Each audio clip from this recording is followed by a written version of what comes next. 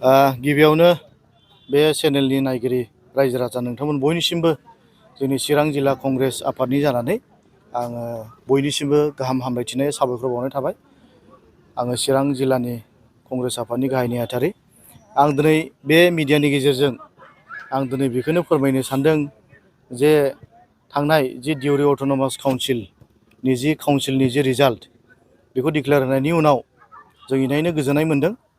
बेवहाय गोजोननाय मोनसे रिजाल्ट बाहाय डिक्लेयार होनायखौ जों नुनो मोन्दों, जेरावहाय जोंनि कंग्रेस दोलोनिफ्रायबो 2 देरहानाय जों बेखौ नुनो मोन्दों। दा बेखायनो आङो जायफ्रा देरहादों बिथांमोननो आङो जोंनि बिटिसि कंग्रेसनि जानानै बा आङो एपिसिसिनि जानानै एपिसिसिनिफ्राय आरो जोंनि चिरां जिल्ला कंग्रेस आफादनि जानानै आं बिथांमोननो गोसो गोरबोनिफ्राय गाहाम हामलायनाय आरो कंग्रेचुलेसन आं बिथांमोननो बावहरनाय जाबाय।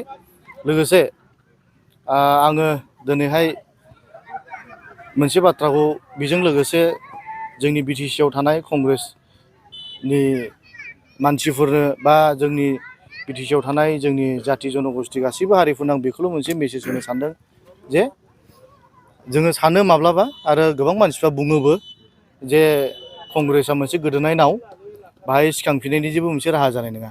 खिन्थु जों दिनै नायबाय जेरावहाय डिउरि अट'नमास काउन्सिलनि जि इलेक्सननि केम्पेइन बाहाय बुंदोंमोन जे बिजेपिआ जोङो 100टा देरहागोन, 22टा सिटआव 22टा सिट देरहागोन।